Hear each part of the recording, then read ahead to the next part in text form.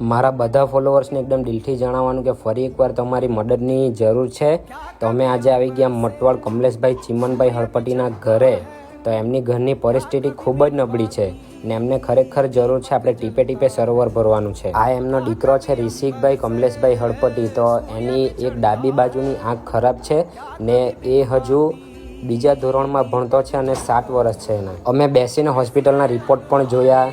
40,000 થી 45,000 રૂપિયા ઓપરેશનનો ખર્ચો છે. તો અમારાથી જે મદદ થાય એ અમે કરવાના છે. તો પ્લીઝ તમે બી દિલથી એકદમ મદદ કરજો.